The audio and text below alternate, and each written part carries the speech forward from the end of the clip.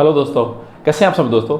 उम्मीद करते हैं दोस्तों अच्छे होंगे। दोस्तों ये जो अपना वीडियो है वो एनटीपीसी का 12वां वीडियो है, ठीक है, वो भी ट्रिग्नोमेट्री का। हमने और भी कई तरह की सीरीज़ है वो बना रखी है, अगर आप उनको भी देखना चाहते हैं। एडवांस मैथ्स का पूरा पोर्शन हमने बना रखा है, पूरी प्लेलिस्ट जाकर आप देख सकते हैं। ज्योमेट्री की अलग है, एलजेब्रा की अलग है, ठीक है, और मेंसुरेशन की अलग बना रखी है। 2D 3D सब हमने अलग अलग करके बना रखी है, ठीक है। अर्थमेटिक का हमने परसेंटेज बना रखा है, उनको भी जाकर आप देख सकते हैं। ये ट्रिग्नोमेट्री का अपना 12वां वीडियो है, इससे पहले हमने 11 वीडियो देखे हैं। ये जो वीडियो अपना हाइट एंड डिस्टेंस का है, ऊंचाई और दूरी का, ठीक है। इससे रिलेटेड आपके एग्जाम में एक क्वेश्चन है वो डेफिनेटली दोस्तों आएगा। अगर आप ग्रुप डी की तैयारी कर रहे हैं या फिर एनटीपीसी मेंस की कर रहे हैं, सीजीएल प्री की कर रहे हैं या फिर सीएचएसएल प्री की कर रहे हैं, किसी भी चीज़ की आप तैयारी कर रहे हैं, तो डेफिनेटली 100% मैं आपको कह सकता हूँ कि इससे एक क्वेश्चन आपका पूछा जाएगा। अब एनटीपीसी में आपके 4400 क्वेश्चन में से आपके मैथमेटिक के, है ना, आपका एनटीपीसी के अंदर 135 शिफ्ट का पेपर जो सॉल्यूशन है उनका मैं सॉल्यूशन करवा रहा हूँ। उनमें आपके टोटल 59 क्वेश्चन है वो आपके ट्रिग्नोमेट्री की पूछी हैं, है ना। 59 हम एक वीडियो में तो कर नहीं पाएंगे, इसी वजह से हम 2 पार्ट में करेंगे इस चीज़ को। 12 नंबर वीडियो है, उसमें 28 क्वेश्चन करेंगे और अगले वीडियो में हम 31 क्वेश्चन है उनको हम फिनिश करेंगे। ये 2 तरह के क्वेश्चन होंगे, ठीक है। तो पहले मैं इनका बेसिक समझाऊंगा और उसके बाद में हम इन वीडियो को आगे बढ़ाएंगे। तो दोस्तों इसी तरह की कंटेंट के लिए आप हमें सपोर्ट कर सकते हैं। दोस्तों मेरा नाम है अजय तंवर, मैं हूँ आपका मैथ गुरु अजय। चलिए दोस्तों शुरू करते हैं।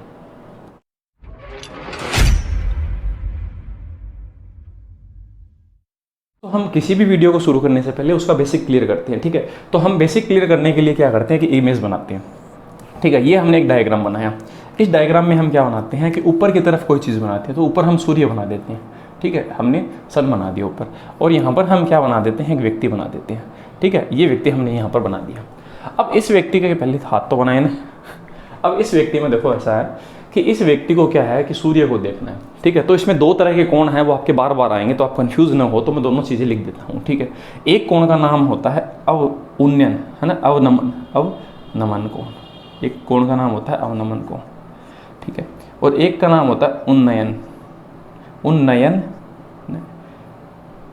हाँ, उन्नयन कोण, ठीक है। एक तो होता है अवनमन।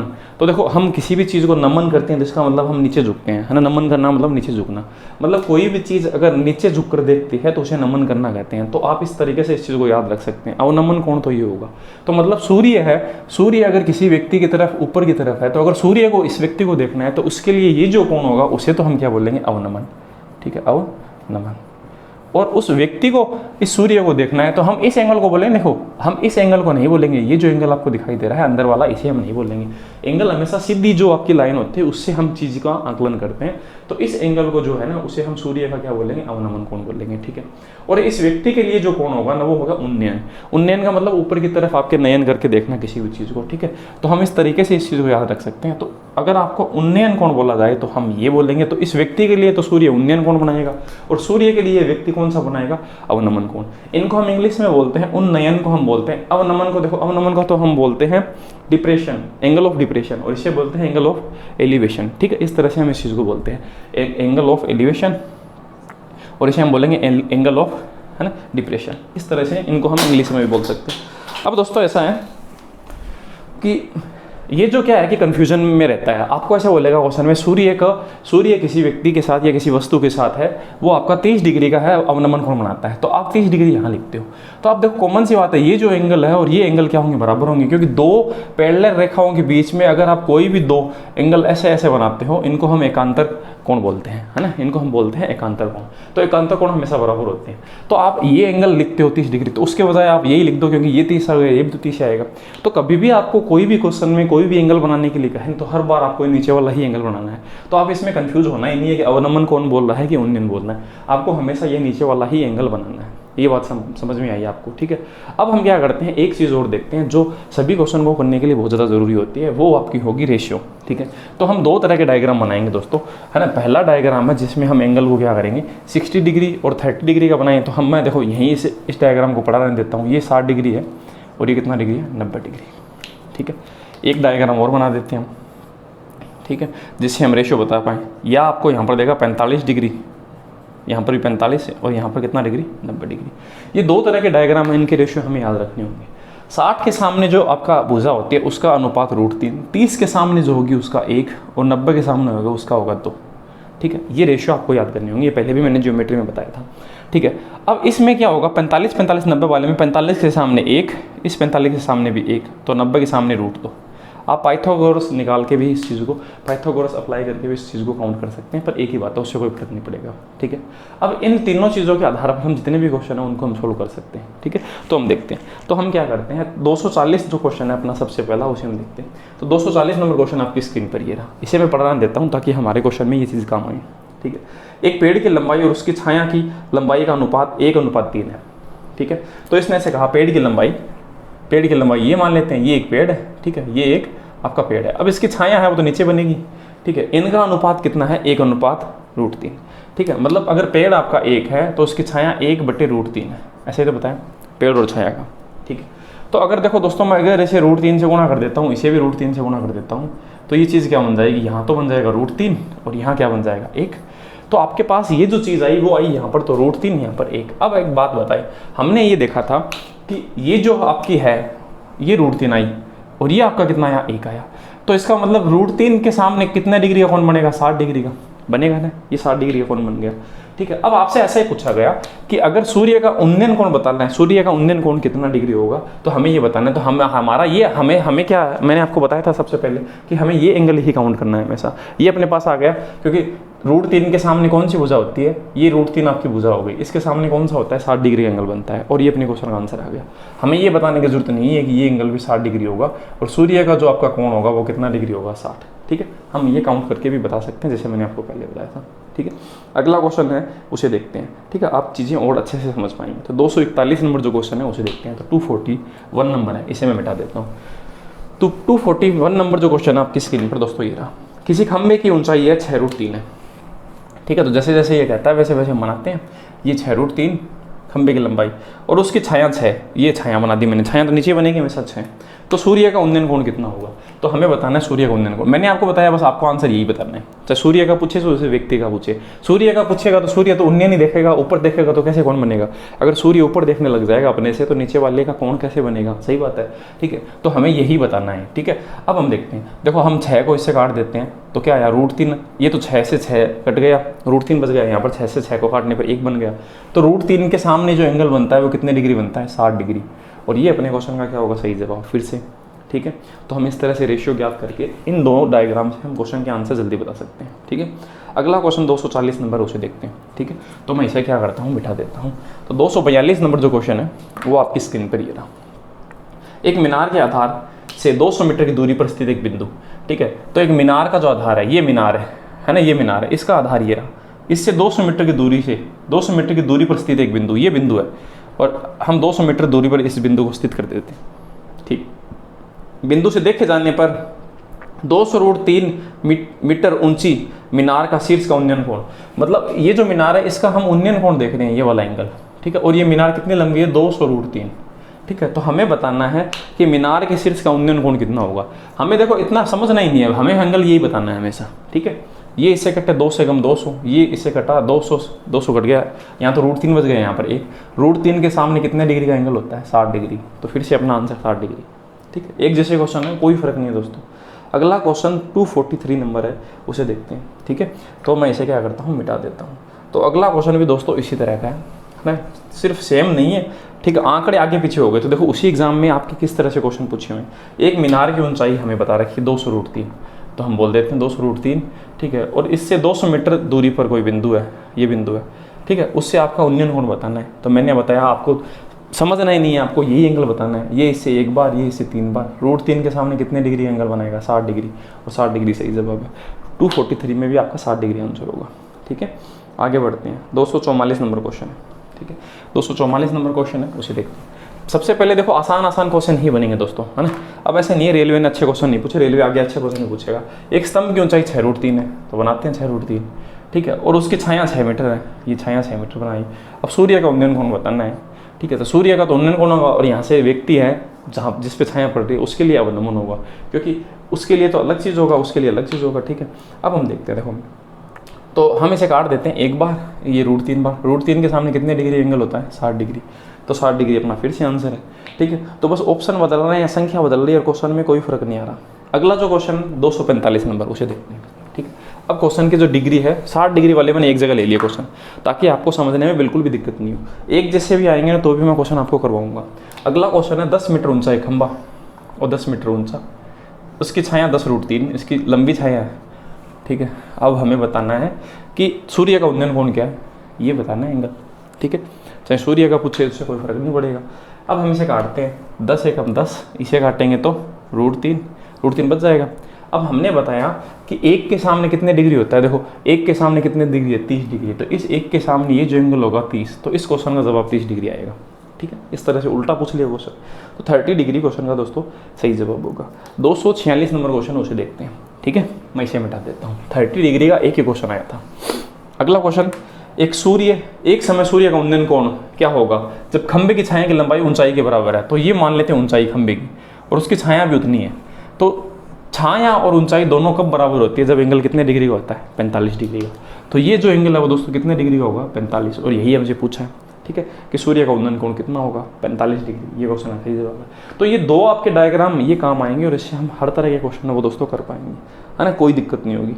अगला क्वेश्चन है 247 नंबर, ठीक है, उसे देखते हैं, इसे मिटा देते हैं। तो इस चीज़ को हम मिटा देते हैं और अगला क्वेश्चन है 247 नंबर, उसे देखते हैं। 1.5 मीटर लंबा एक प्रेक्षक, ठीक है, 26 मीटर ऊंची एक मीनार, ठीक है। तो मीनार की लंबाई हमें बताइए, देखो कितना मीटर है, 26 मीटर, ठीक है। और 1.5 मीटर लंबा क्या है, वो व्यक्ति है, 1.5 मीटर लंबा वह व्यक्ति है, ठीक है। तो 1.5 मीटर लंबा बना देते हैं, ये 1.5 मीटर लंबा व्यक्ति, ये व्यक्ति यहाँ पर है, ठीक है। अब हमें क्या बोला कि 26 मीटर मीनार को, ठीक है, कितनी दूरी से, 24.5 मीटर की दूरी से देखता है। तो इसके बीच में और इस मीनार के बीच में दूरी है वो कितनी है, 24.5 है, ठीक है, देखता है। तो प्रेक्षक की आंख से मीनार का शीर्ष का उन्नयन कोण कितना होगा, मतलब इस व्यक्ति की आंख से, तो आंख यहाँ तो होती नहीं है पैरों में, आंख तो सिर पर होती है यहाँ पर, तो यहाँ से जो कोण है वो आपका बन रहा है, ठीक है। और हमें ये बताना है कि ये जो कोण है ना वो कितने डिग्री का बनेगा। तो हम क्या करते हैं दोस्तों, मैंने आपको बताया था कोण बनाने के लिए सबसे पहले सीधी रेखा बनानी होगी, तो हमें ये कोण बताना होगा, ठीक है। तो ये कोण है वो कितना होगा।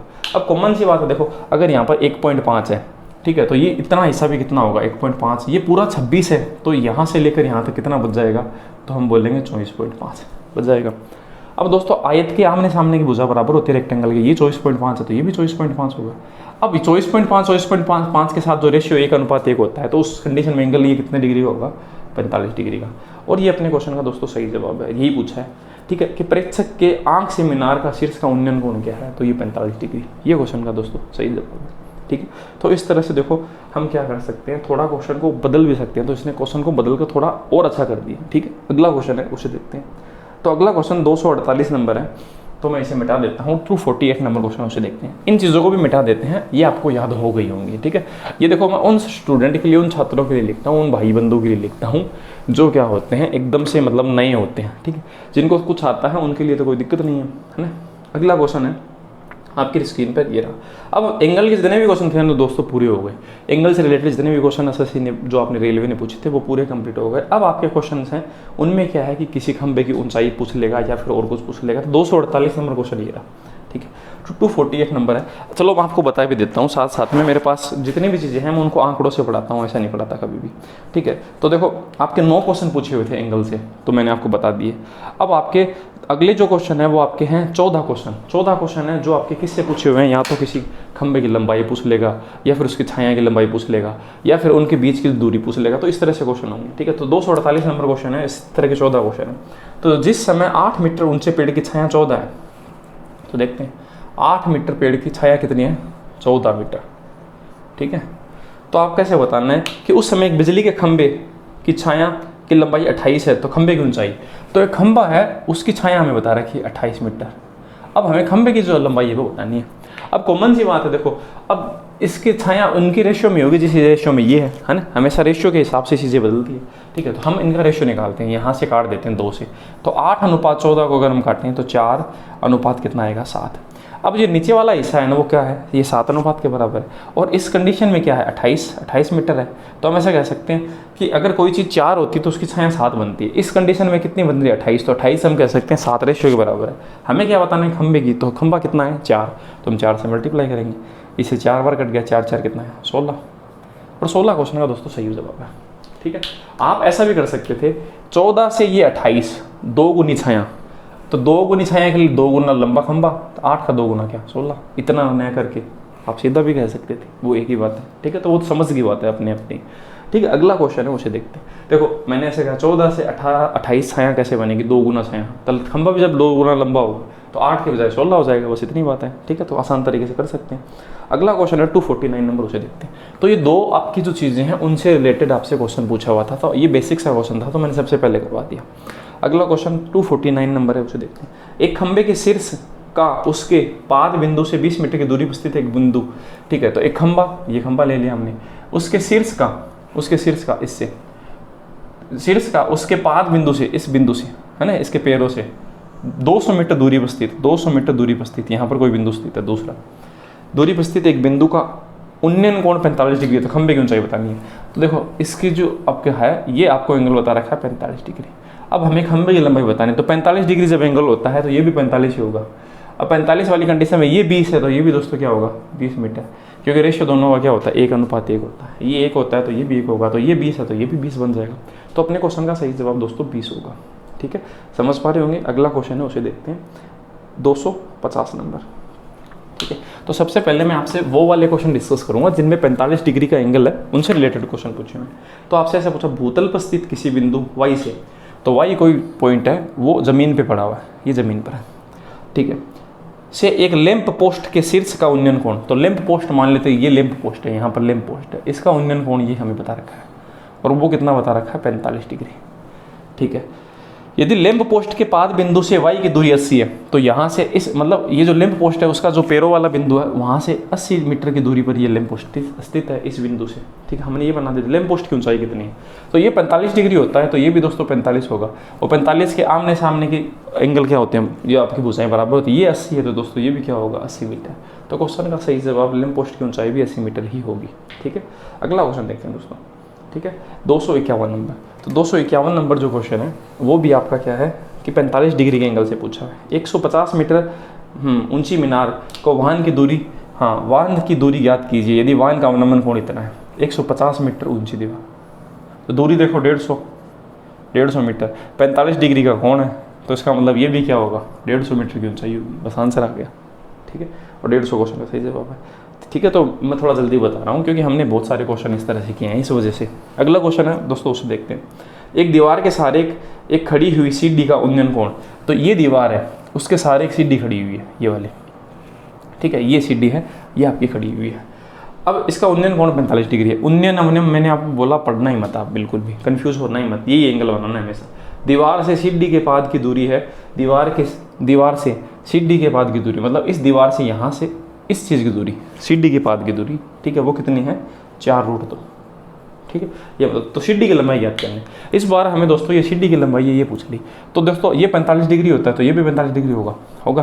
तो ये एक और कितने अनुपात में होता है √2 होता है। तो अब हम ऐसे देखते हैं 4√2 है वो अगर 1 के बराबर है, तो हमें अगर √2 के बराबर बनाना है तो √2 से गुणा करेंगे, ये इससे गुणा होगा तो 2 आ जाएगा, 4 का 2 से गुणा, आंसर क्या आएगा 8। तो 8 क्वेश्चन का दोस्तों क्या होगा सही जवाब होगा। आप सीधा भी कर सकते थे, इस चीज़ को √2 से मल्टीप्लाई करते तो 8 आ जाता और वो यहाँ आ जाता और सीढ़ी की लंबाई 8 हो जाती, ठीक है। तो इस तरह से हम क्वेश्चन को जल्दी कर सकते हैं। अगला क्वेश्चन है 253 नंबर है, उसे देखते हैं, ठीक है। वो भी आपका 45 डिग्री का है, तो 45 डिग्री के क्वेश्चन हम एक जगह कर रहे हैं। इसने कहा किसी मकान की ऊंचाई h है और ठीक है 36 भूमि से 45 डिग्री कोण पर मकान से टिकी हुई 2.5 मीटर लंबी सीढ़ी।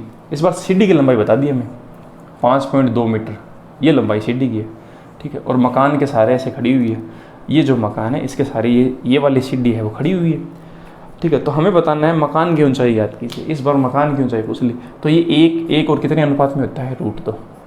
तो हम ऐसे कह सकते हैं 5/5.2 है, √2 के बराबर है, हमें बताना है 1 के बराबर, और अपने ऑप्शन में जो होगा वो सही जवाब होगा। पर ऑप्शन इस तरह से नहीं है दोस्तों, तो ऑप्शन कैसे हैं देखो, अब 1 से मल्टीप्लाई करने पर ये आएगा 5.2 √2। अब हम क्या करते हैं इसका परिमेयकरण करते हैं, √2 से गुणा कर देते हैं, ठीक है। और इस पॉइंट को हटाकर नीचे क्या लिख देते हैं 10, ठीक है। अब क्या होगा ये इसे क्या बना लेगा गुणा होकर 2 लिख देते हैं। अब 2 को इसे काटेंगे तो कितनी बार कटेगा, 2 से कटेगा कितनी बार 26 बार, ठीक है। अब 2 से फिर से काटते हैं कितनी बार कटेगा 13 बार, और ये कितनी बार, 5 बार। तो 13 ऊपर बच गया और नीचे, और 1 बच गया √2 और बट्टे क्या बच गया 5।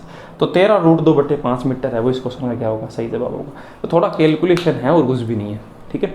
अगला क्वेश्चन देखते हैं, 254 नंबर है, ठीक है, मिटा देते हैं। नेक्स्ट जो क्वेश्चन 254 नंबर है, थोड़ा क्वेश्चन जल्दी करते हैं क्योंकि आसान से क्वेश्चन पूछे हैं, ज़्यादा टफ है नहीं।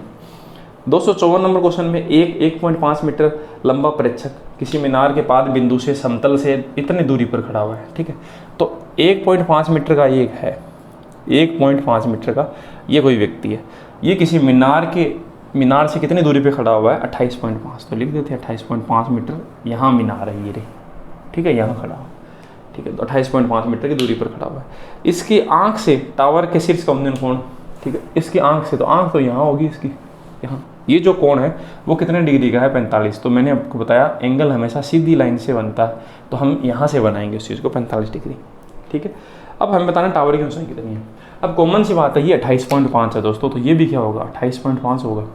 अब इतना हिस्सा अगर 28.5 है तो ये 45 डिग्री होगा, ये 45, ये 45। तो अगर ये 28.5 है तो ये भी उसके बराबर होगा, इतना हिस्सा यहाँ से लेकर यहाँ तक, तो ये हिस्सा भी 28.5 होगा, क्योंकि ये बराबर होता है 45 डिग्री की कंडीशन में, ठीक है। अब ये जो हिस्सा अगर हमें और पता चल जाए तो हम बता सकते हैं कि पूरी मीनार कितनी है। तो ये आदमी 1.5 है, तो इसके सामने जो ये भुजा है वो आयत की भुजा होगी, तो ये 1.5 होगा। इन दोनों को जोड़ देने पर ये कितना आएगा, 30, और ये क्वेश्चन का सही जवाब है। तो 30 मीटर दोस्तों क्वेश्चन का क्या होगा, सही जवाब होगा, ठीक है। तो बहुत आसान सा क्वेश्चन है, बस इसमें ये व्यक्ति आ गया और इसके अलावा कोई भी नई चीज़ नहीं है, समझ पाए होंगे। अगला क्वेश्चन 255 नंबर है, उसे देखते हैं, ठीक है। तो मैं इसे क्या कर देता हूँ, मिटा देता हूँ। क्वेश्चन थोड़े जल्दी हो रहे हैं क्योंकि आसान से क्वेश्चन है। अगर कोई दिक्कत हो समझने में तो आप दोबारा जाकर भी देख सकते हैं। किसी मीनार के पाद से, ठीक है, मीनार के पाद से मतलब मीनार के पैरों से, ये मीनार है, इसके पैरों से ज़मीन पर 120 मीटर दूरी पर, तो ये 120 मीटर की दूरी पर ये बिंदु है, ठीक है, 120 मीटर की दूरी पर बिंदु का मीनार से उन्नयन कोण 60 डिग्री है। अब देखो क्वेश्चन आपके 60 डिग्री का है, 45 डिग्री वाले खत्म हो गए, यहाँ पर 60 डिग्री बोल दिया, 60 डिग्री है। तो मीनार की ऊंचाई ज्ञात कीजिए। अब मीनार की ये ऊंचाई बतानी है मैं दोस्तों, ठीक है। अब हमने ऐसे बताया था ये 60 डिग्री का एंगल बनेगा तो ये 30 डिग्री बनेगा, और ये 90 तो होता ही है, नहीं मीनार खड़ी कैसे रहेगी, कोई भी चीज़ सीधी अगर नहीं होगी 90 डिग्री पर नहीं होगी तो वो गिर जाएगी, ठीक है। अब कुछ एक्सेप्शन ज़रूर हैं, आप ऐसे बोलते हैं पिसा की जो मीनार है वो इतनी डिग्री एंगल पे खड़ी हुई है, तो उससे हमें क्या लेना है, ठीक है, उससे कोई फर्क नहीं पड़ेगा। अब क्वेश्चन ऐसा है तो हमें ऐसा ही मानना होगा कि यहाँ पर कोई भी चीज़ है वो 90 डिग्री के सारे ही खड़ी रहती है, ठीक है। 60 के सामने जो भुजा होती है वो √3 मल्टीप्लाई होती है, 90 के सामने होती है 1 और ये होती है 2, ठीक है। अब हम ऐसा कह सकते हैं 120 है वो कौन से रेशियो के बराबर है, 120 मीटर 1 रेशियो के, हमें बताना है ये वाला √3 के बराबर। तो 120 √3 क्वेश्चन का क्या होगा, सही जवाब, जो आपको ऑप्शन नंबर 3 में लिखा हुआ है, ठीक है। बहुत आसान सा क्वेश्चन था। अगला जो क्वेश्चन है दोस्तों उसे देखते हैं, ठीक है। क्वेश्चन नंबर 256 भी इसी तरह का है, कोई नई चीज़ नहीं है, ठीक है। तो मैं क्या करता हूँ, ये जो डायग्राम है वो पढ़ा रहने देता हूँ, इसके एंगल मिटा देता हूँ। 256 आपकी स्क्रीन पर ये रहा। भूतल पर एक चट्टान के पाद से, ये मान लेते हैं चट्टान है, इसके पैरों से 300 मीटर की दूरी पर, 300 मीटर की दूरी पर स्थित एक बिंदु, 300 मीटर की दूरी पर हम ये बिंदु मान लेते हैं, ठीक है। चट्टान के शीर्ष का उन्नयन कोण 60 है, तो ये 60 डिग्री है। तो हमें बताना है चट्टान की ऊंचाई, देखो वापस वही क्वेश्चन पूछ लिया, ये बतानी है, ये 30 डिग्री होगा। अब 60 के सामने वो √3 मल्टीप्लाई होता है, 30 के सामने 1, तो हमें देखो 1 है उसे हमें √3 गुणा करना है, तो क्या करें, इसको √3 मल्टीप्लाई कर दें, तो 300 √3 ये क्वेश्चन का सही जवाब होगा। आप ऐसा भी कर सकते हैं 301 के बराबर है √3 के बराबर क्या होगा, ठीक है, तो भी 300 √3 और वैसे भी 300 √3, ठीक है। तो इन चीज़ों को थोड़ा जल्दी करना सीखें। अगला क्वेश्चन है उसे देखते हैं। अगला क्वेश्चन भी दोस्तों इसी तरह से है, कोई नई चीज़ नहीं है, ठीक है। तो मैं इसे मिटाकर नया क्वेश्चन है 257 नंबर, उसे देखता हूँ। एक छोटा लड़का एक दवजा के साथ कुछ दूरी पर खड़ा हुआ है, ठीक है। तो ये दवजा है, ठीक है, दवजा, हाँ दवजा के साथ खड़ा हुआ है, ठीक है। तो हम ऐसे बोलते हैं यहाँ पर खड़ा हुआ है, जब वह दवजा को देखता है तो उसकी आंख से दवजा के शीर्ष का उन्नयन कोण 60 डिग्री है, तो 60 डिग्री ये आपका कोण है, ठीक है। अब आपको ऐसे बताना है कि हाँ यदि दवजा की ऊंचाई 30 फीट है, दवजा की ऊंचाई कितनी फीट है, 30 फीट, ये जो दवजा है वो 30 फीट की है, ठीक है, ये हमें दे रखा है। तो हमें बताना है दवजा से लड़के की दूरी कितनी है। तो यहाँ से इस झंडे से इस व्यक्ति की दूरी है ना, यहाँ पर जो छोरा खड़ा हुआ है उसकी हमें दूरी बतानी कितनी होगी, ठीक है। तो ये हम देखते हैं। तो देखो 60 के सामने जो चीज़ होती है वो होती है √3, और ये 30 डिग्री है उसके सामने होगा 1, और ये क्या होता है, तो इसकी हमें बहुत कम जरूरत पड़ेगी।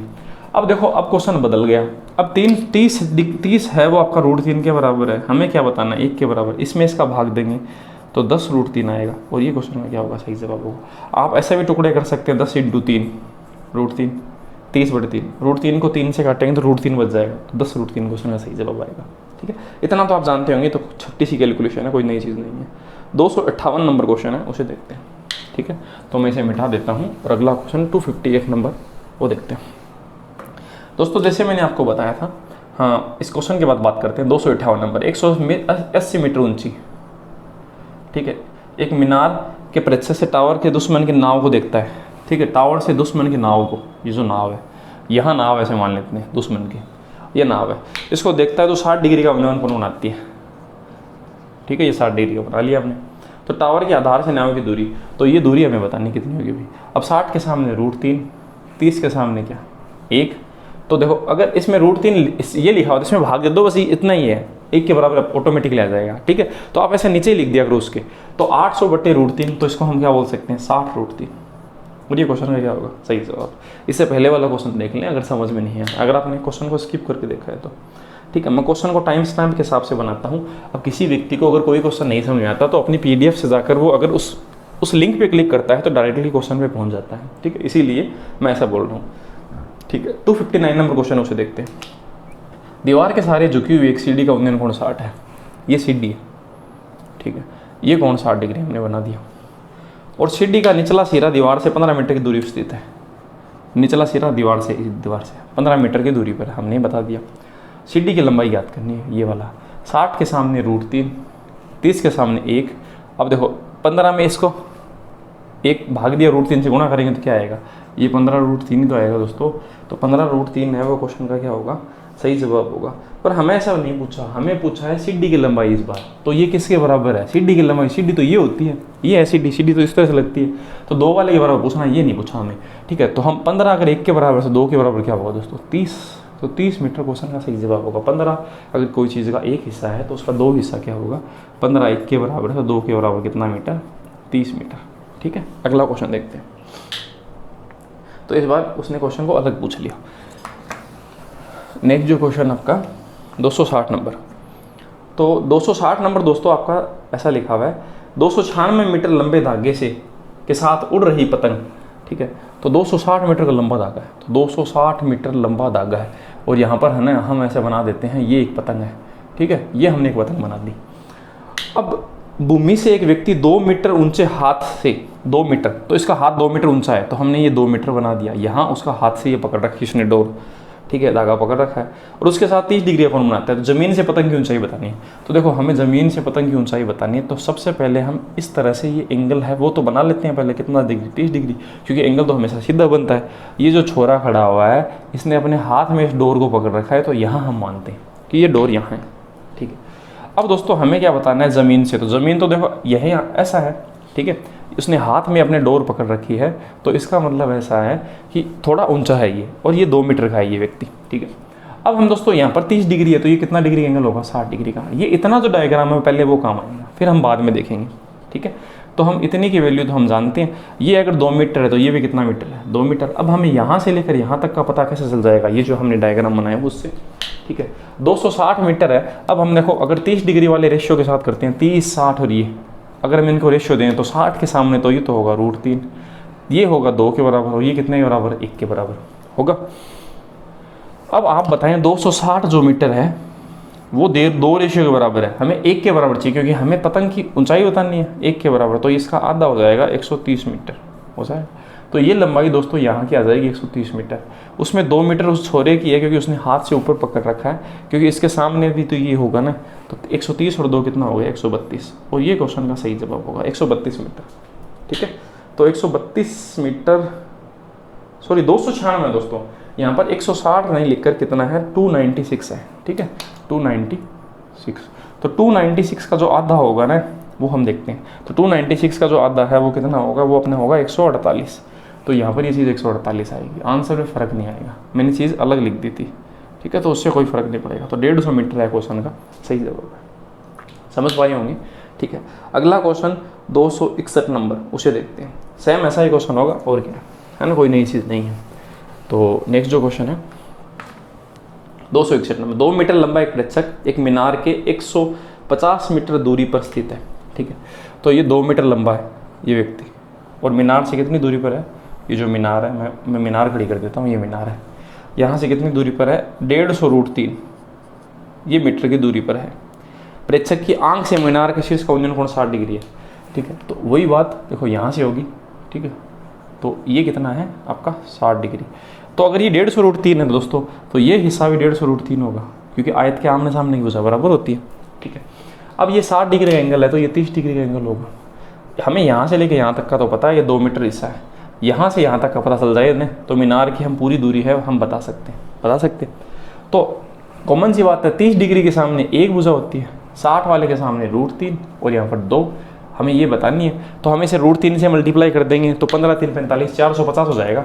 तो ये चीज़ बन जाएगी 450, ठीक है। और किस तरह से बनी देखो, डायरेक्टली मैंने इसको √3 से गुणा ही कर दिया, एक का भाग देखो √3 से गुणा करेंगे तो यही तो आएगा। या फिर आप ऐसा कर सकते हैं, 150√3 है वो 1 रेशियो के बराबर है, √3 के बराबर क्या होगा, तो सीधा ही गुणा कर लो ना, इसका इससे गुणा 3 आ गया, 3 का इससे गुणा क्या आएगा 450 मीटर।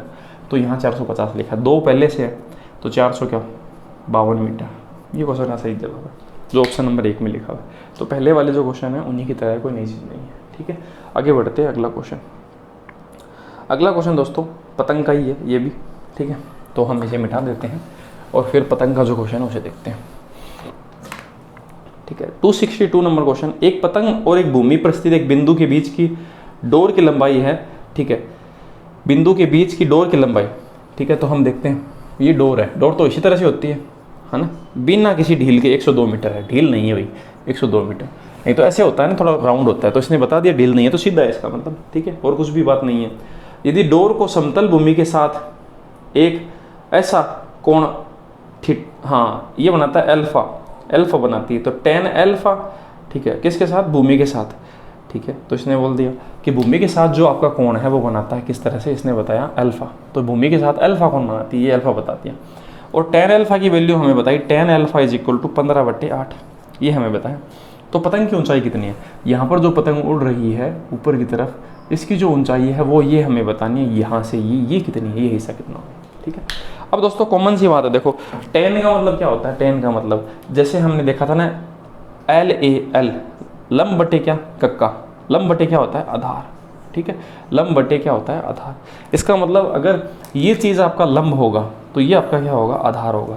तो आधार आपका देखो 8 अगर है रेशियो में, तो आपका लंब क्या है, 15 रेशियो में है, ठीक है। अब आप बताएं 8 15 के साथ कॉम्बिनेशन कौन बनाता है, तो 8 15 और 17 का एक कॉम्बिनेशन होता है दोस्तों, 8 का स्क्वायर 15 का स्क्वायर बराबर 17 का स्क्वायर होता है, ठीक है, पाइथागोरस और कुछ भी नहीं है। तो इसका मतलब ये चीज़ है कि ये जो आपका चीज़ है वो 17 रेशियो के बराबर होगा, 8 15 और 17, इस tan से हमने ये बता दिया, ठीक बात है। तो इसमें 17 की वैल्यू 102 दे रखी है, तो 102 मीटर है वो 17 के बराबर है, हमें मल्टीप्लाई किसके बराबर बताना है, 15 के, तो 15 के बराबर बताएंगे। तो 17 को इससे काटते हैं, 17 6 102, 15 का 6 से गुणा करते हैं 90 मीटर। तो हम ऐसा कह सकते हैं पतंग की जो ऊंचाई है वो 90 मीटर है, और ये अपने क्वेश्चन का सही जवाब है जो 4 नंबर ऑप्शन में लिखा हुआ है, ठीक है। अब दोस्तों 63 से लेकर 67 तक आपके 5 जो क्वेश्चन है, ठीक है, ये हमने पूरे कर लिए, ठीक है। अब 5 जो क्वेश्चन बचे हुए हैं इस वीडियो के, वो आपके हैं दोस्तों पेड़ के, ठीक है। क्वेश्चन आपसे ऐसे पूछता है एग्जाम में कि एक पेड़ है वो टूट जाता है, और वो क्या करता है फिर टूट जाने पे तो क्या होगा, हवा में तो ऐसे रहेगा नहीं, वो ज़मीन पे ऐसे क्या होता है, लटक जाता है, ज़मीन को छूता है, ठीक है। तो छूने पे जो एंगल बनता है उससे रिलेटेड क्वेश्चन पूछता है। तो हम जो क्वेश्चन है वो देखते हैं, पहला क्वेश्चन है, ठीक है, तो उसमें भी चीज़ें इसी तरह से काम करेंगी। तो 263 नंबर जो क्वेश्चन है सबसे पहला अपना, उसे हम देखते हैं। 263 पेड़ के आपके 5 क्वेश्चन है, उनको हम देखते हैं। एक पेड़ अपने पाद से, ठीक है, पेड़ अपने पाद से 8 मीटर की ऊंचाई से टूटकर गिर जाता है। मतलब ऐसा है कि ये पेड़ का पाद है और इससे कहाँ से टूट जाता है, 8 मीटर की ऊंचाई से, मतलब ये 8 मीटर हम मानते हैं। अब ऊपर से ये जो चीज़ है, ये हिस्सा है वो टूट गया, ये हिस्सा वो टूट गया पेड़ का, ठीक है, 8 मीटर की ऊंचाई से टूट गया, तो हमने 8 मीटर बनाया और यहाँ से इसे तोड़ दिया। अब टूटकर गिर जाता है और इस प्रकार जमीन पर पड़ जाता है, ठीक है, और बिंदु से 6 मीटर की दूरी पर स्थित, बिंदु से, उसका ऊपरी सिरा है, तो ऊपरी सिरा तो ये है, और ये जमीन पर इसके पाल से 6 मीटर की दूरी पर स्थित है, ठीक है। तो मतलब ये गिर जाता है, तो ये गिरने पर देखो ऐसे गिर जाएगा, ऐसे गिर जाएगा, और इसका जो ऊपरी सिरा है वो आपका इस तरह से आपको दिखाई देगा। मैं 2 डायग्राम बना देता हूँ, और ये हमें बताया दोस्तों 6 मीटर की दूरी पर इसका इससे होता है, अपने पैरों से 6 मीटर की दूरी पर इसका सिर है वो आपको दिखाई देता है। अब हमें बताना पेड़ की ऊंचाई कितनी है। अब दोस्तों कॉमन सी बात है, 6, 8 और हमने एक कॉम्बिनेशन बताया था 6, 8 और किसका 10 का, ये 3, 4 और 5 का ही बात है, 3, 4, 5 का ही मल्टीपल है। इसे 2 गुना करो 6, इसे 2 गुना करो 8, इसे 2 गुना करो 10 बन रहा है। तो 6, 8 के लिए हम क्या बोल सकते हैं, इस भुजा को हम बोल सकते हैं 10 मीटर। ठीक है, अब हम क्या करते हैं, देखो इस पेड़ को वापस सीधा कर देते हैं। अगर ये 10 मीटर है तो इसका मतलब ये भी तो 10 मीटर ही है। हमने इसको डायग्राम में तो ऐसे तो बनाया है, तो 10 metre plus 8 metre total metre कितना हो गया, 18 मीटर। तो हम ऐसा कह सकते हैं पेड़ जब नहीं टूटा था तो पेड़ की ऊंचाई कितनी थी, 18 मीटर। ठीक है, क्योंकि टूटने वाला जो हिस्सा वो नीचे गिरा। ठीक, अगर हमने वापस इस चीज़ को बना दिया तो 10 और 8 टोटल 18 तो बनेगा। ठीक है, मतलब ये हिस्सा और ये हिस्सा ही तो बनाएगा पूरा। तो इस तरह से आपको पेड़ के जो क्वेश्चन है वो पूछे जाएंगे। ठीक है, अगला क्वेश्चन दोस्तों, ठीक है, वो अपना 263 के बाद में 264 नंबर है, उसे देखते हैं। ठीक है, तो मैं इसे मिटा देता हूँ। और नेक्स्ट जो क्वेश्चन है, आप इसमें पाइथागोरस भी लगा सकते हैं, कोई नई बात नहीं है। 264 नंबर क्वेश्चन है, एक पेड़ हवा से जमीन के जड़ से कुछ ऊंचाई पर टूट गया। टूटा हुआ ऊपरी हिस्सा जिसकी लंबाई 10 मीटर है। ठीक है, तो मतलब टूटे हुए हिस्से की लंबाई बता रहा है, तो टूटा हुआ हिस्सा तो ये होगा, तो इसकी लंबाई हमें बता रखी है 10 मीटर। ठीक है, 10 मीटर बता दी हमें। तो पेड़ की जड़ से 6 मीटर की दूरी पर है, तो इस जड़ से 6 मीटर की दूरी पर है, ये 6 मीटर बना दिया हमने। ठीक है, अब हमें बताना है क्या, पेड़ की ऊंचाई बतानी है। तो ये 6 है, ये 10 है, तो ये कितना आएगा दोस्तों, 8 आएगा। अभी थोड़ी देर पहले ही देखा था हमने। ठीक है, अब पेड़ की पूरी लंबाई क्या होगी, ये 10 और ये क्या 8। अगर ये 10 वापस खड़ा हो जाए तो पूरा पेड़ बन जाएगा, तो 10 और 8 टोटल कितना होगा दोस्तों, 18 मीटर। तो वही क्वेश्चन है, इसको पूछने का तरीका बदल गया, बस इतनी बात है। ठीक है, पिछली बार ये दोनों दिए थे, ये ज्ञात करके हमने टोटल किया था। इस बार ये दोनों दिए, ये ज्ञात किया हमने और फिर हमने टोटल किया, है ना, इतनी सी बात है। अगला क्वेश्चन 265 नंबर है, उसे देखते हैं। ठीक है, तो बहुत आसान तरीके से क्वेश्चन आपको पूछे जा रहे हैं, कोई नई चीज़ नहीं है। 265 में एक चक्रवात के कारण एक पेड़ टूट जाता है और गिरकर भूमि के साथ 30 डिग्री कोण बनाता है। ठीक है, तो ये पेड़ है और ये टूटकर इस तरह से गिर गया, यहाँ पर इसने भूमि के साथ कितने डिग्री कोण बनाया, 60 डिग्री के साथ। ये मैं हिस्सा टूटने वाला बना रहा हूँ, ठीक है, ताकि आप समझ पाएँ। और सिर से उसकी दूरी कितनी है, 10 मीटर। और हाँ, सपर्श वाले सिर के बीच की दूरी 10 मीटर है। ये 10 मीटर सिर से यहाँ पर दूरी है। तो पेड़ की ऊंचाई हमें बतानी है। अब दोस्तों देखो ऐसा है, ये वाला हिस्सा और ये वाला हिस्सा पेड़ की ऊंचाई होगी। अब 60 के सामने ये जो चीज़ है वो √3 गुना होती है। ये कितना होता है, 2। और 30 डिग्री के सामने क्या होता है, 1। ठीक है, तो हम 10 हैं, वो 1 के बराबर है। तो हमें ये भी बताना है, ये भी बताना है, क्योंकि दोनों को जोड़ना है ना। ठीक है, तो हम क्या करेंगे, दोनों को जोड़ने के लिए हम एक बार तो क्या करते हैं, इस चीज़ को किससे मल्टीप्लाई करते हैं, 2 से। ठीक है, और एक बार हम किससे मल्टीप्लाई करते हैं, एक बार कोमा लगा देते हैं √3 से। ठीक है, तो हमें देखो पेड़ की ऊंचाई हमें ज्ञात करनी है। चक्रवात के कारण पेड़ टूट जाता है और गिरकर भूमि के साथ 30 डिग्री कोण बनाता है। पेड़ की जड़ और भूमि को स्पर्श करने वाले सिर के, पेड़ की जड़ और इसके सिर के बीच की दूरी 10 मीटर है। तो पेड़ की ऊंचाई हमें टोटल बतानी है। ठीक है, और हमें कितना डिग्री का, 30 डिग्री का कोण है, 60 का नहीं है दोस्तों, 30 डिग्री का। ठीक है, ये 30 डिग्री का एंगल है, तो इसका मतलब ये 60 होगा। तो हमारे एंगल भी बदल जाएंगे। ठीक है, ये √3 मल्टीप्लाई होगा और ये कितना होगा, 1 होगा। ऐसे तो होगा ना, 60 के सामने √3 है, इसके सामने ये, तो ये चीज़ें बदल जाएगी। फिर इसका मतलब क्वेश्चन मैंने सही नहीं पढ़ा। 10 है वो √3 के बराबर है, 1 के बराबर और 2 के बराबर क्या होगा, तो 1 के बराबर और 2 के बराबर। तो हमें दोस्तों 1 के बराबर निकालें और 2 के बराबर निकालें और उनको जोड़ें, तो उससे तो टाइम ज़्यादा वेस्ट होगा। हम इन दोनों का योग ही तो चाहते हैं। तो 2 और 1 टोटल कितना हो रहा है, 3। तो हम क्या इसकी जगह 3 नहीं लिख सकते क्या, 3, क्योंकि इनका टोटल 3 होता है। तो हम ऐसे बोलते हैं 10 है वो √3 के बराबर है। 3 के बराबर क्या होगा, ये इससे √3 बार कट जाएगा और 10 का √3 से गुणा 10 √3, ये क्वेश्चन का सही जवाब होगा। ठीक है, तो कैलकुलेशन आसान करने के लिए मैंने ये काम किया और बाकी का कोई नई बात नहीं है। ठीक है, आगे बढ़ते हैं। अगला क्वेश्चन, आप 1 2 रेशियो के बराबर बताकर फिर बताएंगे तो उसमें समय ज़्यादा खराब होगा, इसलिए मैं ऐसा बता रहा हूँ। 266 नंबर जो क्वेश्चन है उसे देखते हैं। ये अच्छा क्वेश्चन है, तो जैसे जैसे आगे बढ़ रहा है ना, तो अच्छे क्वेश्चन आपके पूछे जा रहे हैं। तो 266 नंबर का क्वेश्चन है, एक पेड़ 15 मीटर ऊंचा हवा से टूटकर, एक 15 मीटर ऊंचा पेड़ हवा से टूटकर इस प्रकार गिरता है। तो पूरा पेड़ हमें बताया 15 मीटर का, वो मान लेते हैं यहाँ से टूट गया। ठीक है, और सिर से भूमि स्पर्श करता है, तो टूटकर ये मान लेते हैं यहाँ गिर गया ऐसे। ठीक है, ये आपका यहाँ गिर गया और भूमि के साथ 60 डिग्री कोण बनाता है और 60 डिग्री का इसने कोण बना लिया यहाँ पर। ठीक है, अब आपको पेड़ के आधार, पेड़ अपने आधार से कितनी ऊंचाई पे टूटा है, मतलब हमें ये बताना है यहाँ से जहाँ से टूटा है ना, ये तो हमें जो लंबाई है वो हमें पूछिए क्वेश्चन में। ठीक है, तो इस लंबाई के लिए दोस्तों हमें क्या करना होगा, ये जो टूटने वाला हिस्सा वो बताना होगा, क्योंकि ये पूरा 15 है। 15 में से अगर ये इतना हिस्सा हम गायब कर दे तो ये इतना बचेगा, तो हमें ये याद करना है, ये रेड वाला हिस्सा। समझ पाए होंगे, ठीक बात है। तो हम देखो ऐसा करते हैं कि इस क्वेश्चन को किस तरह से याद करें।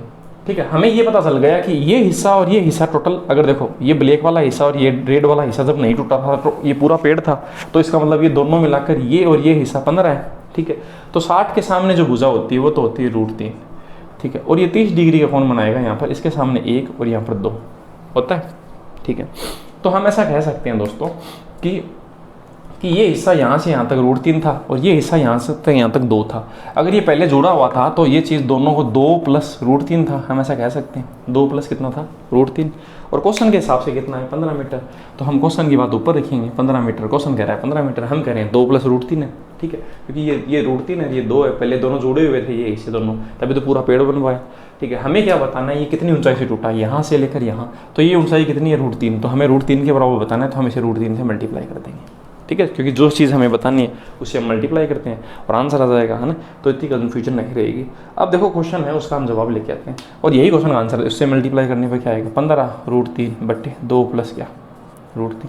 और ये क्वेश्चन का सही जवाब है जो 1 नंबर ऑप्शन में लिखा है ना। तो कोई ज़्यादा कैलकुलेशन नहीं है।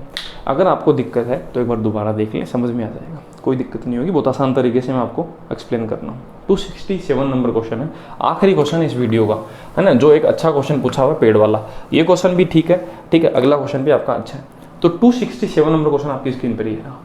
ठीक है, 12 मीटर ऊंचा एक पेड़ है, आप डायग्राम भी देख पा रहे होंगे। ठीक है, तो डायग्राम है, देखो आपके सामने बना हुआ है, तो मैं क्वेश्चन को नहीं पढ़ूंगा, है ना। तो मैं सीधा क्वेश्चन को सोल्व करता हूँ। ये हिस्सा x बता रखा है यहाँ से यहाँ तक, और ये बता रखा है 12 - x। इसका मतलब यहाँ से ये पूरा जो हिस्सा है वो कितना है दोस्तों, 12। ये हमें पता चल गया। ठीक है, और 60 डिग्री का कौन बनाता है, और ये एंगल कितना बनाता है, 60 डिग्री का। और ये 12 - x है, तो ये भी 12 - x, क्योंकि पेड़ टूटने पे जो गिरेगा तो वो हिस्सा बराबर तो रहेगा। तो ये हिस्सा और ये हिस्सा दोनों तो बराबर ही होंगे ना। ठीक बात है। अब पेड़ की हवा की वजह से ज़मीन से कितनी ऊंचाई पे पेड़ टूटा है, तो हमें ये पेड़ बताना है। यहाँ जो ऊंचाई है, ये जो x मान है, वो हमें बताना है कि आंसर क्या होगा। ठीक है, x का जो मान है वो हमें ज्ञात करना है। अब दोस्तों कॉमन सी बात है, देखो ऐसा कि ये चीज़ हमें पता है कि ये 60 डिग्री के सामने जो एंगल है ये 30 डिग्री बनेगा। तो 60 के सामने जो एंगल होगा वो कितना मल्टीप्लाई होगा, √3 होगा। तो ये तो होगा √3 के बराबर। 30 के सामने 1 और ये क्या किसके बराबर होगा, 2 के। ठीक है, ये आपके अनुपात बनेंगे। तो अनुपातों का हम ऐसा कह सकते हैं कि ये हिस्सा जो है आपका 2 है और ये हिस्सा है, इतना हिस्सा है वो 3 है। तो 2 और √3 को अगर हम जोड़ेंगे तो क्या बनेगा, 2 + √3 होगा। और वैसे क्वेश्चन में कितना बता रखा है, वैसे क्वेश्चन बता रखा है 12 मीटर बता रखा है। इन दोनों की लंबाई है वो 12 मीटर बता रखी है, क्योंकि पूरा पेड़ तो 12 मीटर का बता रखा है, 12 मीटर के बराबर है। मल्टीप्लाई हम किससे करेंगे, हमें बताना है कि कहाँ से टूटा है पेड़। तो यहाँ से √3 पर ये टूटा है, तो √3 की वैल्यू हमें बतानी है, क्योंकि यहाँ से यहाँ तक की वैल्यु √3 है, तो हम इसे मल्टीप्लाई करेंगे √3 से और ये अपने क्वेश्चन का सही जवाब आ जाएगा। ठीक है, अब इसे हम सोल्व करते हैं। तो इसका इससे मल्टीप्लाई करेंगे तो आएगा 12√3/2 + √3। अगर ये क्वेश्चन के ऑप्शन में अवेलेबल नहीं है तो हमें क्या करना होगा, इसका परिमेयकरण करना होगा। ठीक है, तो हम दोस्तों क्या करते हैं, इसका परिमेयकरण है वो सोल्व करते हैं। तो इसका परिमेयकरण करेंगे ना, तो हम इसे मल्टीप्लाई कर देते हैं किससे, 2 - √3 और 2 - √3, इससे मल्टीप्लाई कर देते हैं। यहाँ प्लस है तो यहाँ माइनस का निशान लगाएंगे। ठीक है, अब ये इससे मल्टीप्लाई होगा ना, तो देखो ये इसका स्क्वायर, 2 का स्क्वायर 4 और √3 का स्क्वायर क्या होगा, 3। ये घटेगा तो नीचे तो बचेगा 1, तो नीचे तो कुछ नहीं बचा, 1 बचा। अब 1 का भाग लगाने से कोई फर्क पड़ेगा नहीं। और ऊपर क्या बच जाएगा, ऊपर इनका गुणा 12 का इससे गुणा, तो 24 √3 माइनस इसका इससे गुणा। ठीक है, तो इसका देखो इससे गुणा किया तो 24 √3 आएगा, माइनस √3 का गुणा इससे करेंगे तो माइनस का √3 से जब मल्टीप्लाई होगा तो 3 बन जाएगा और ये 36 बन जाएगा। तो माइनस का क्या बन जाएगा, 36। ठीक है, और ये अपने क्वेश्चन का क्या होगा दोस्तों, सही जवाब होगा। तो 24√3 - 36 है जो ऑप्शन नंबर 2 में लिखा हुआ है ना, और ये आपके क्वेश्चन का क्या होगा दोस्तों, सही जवाब होगा। तो इस तरह से दोस्तों आज हमने क्या है कि आपके 28 जो आपके क्वेश्चन है जो आपके हाइट और डिस्टेंस से पूछे हुए हैं, मैंने आपको बताया कि ये आपके एग्जाम में एक क्वेश्चन डेफिनेटली आएगा। अब आगे के जो वीडियो होंगे उनमें आपके टोटल 31 क्वेश्चन बचे हुए हैं, और उसके बाद में जैसे मैंने आपको प्रॉमिस किया था कि मैं आपको NTPC का जो एडवांस मैथ्स का पूरा पोर्शन बना के देखूंगा, पूरा पोर्शन मैंने बना रखा है एडवांस मैथ्स का, आप जाकर प्लेलिस्ट को देख सकते हैं। ठीक है, अगर आपको PDF की नीड है तो आप PDF भी डाउनलोड कर सकते हैं। अगर आपने, देखो दोस्तों मैं आपको चैलेंज कर सकता हूँ, अगर आपने ये सब वीडियो देखे हैं तो आपको एडवांस मैथ्स का जो बेसिक है और थोड़ा सा अच्छे जो क्वेश्चन है वो आपको जरूर आएंगे। आप किसी अन्य एग्जाम के जो क्वेश्चन है वो भी आप पूरा कंप्लीटली कर पाएंगे। ठीक है, तो दोस्तों इसी तरह के कंटेंट के लिए आप थोड़ा हमें सपोर्ट कीजिए। अगर दोस्तों आपने वीडियो पूरा देखा है तो कमेंट जरूर कीजिए दोस्तों। अगर आपको अच्छा लगा वीडियो, किसी भी तरह का लगा, जैसे भी आपको कमेंट करना है आप कमेंट कर सकते हैं। तो दोस्तों मिलते हैं नेक्स्ट वीडियो में। थैंक यू दोस्तों, जय हिंद।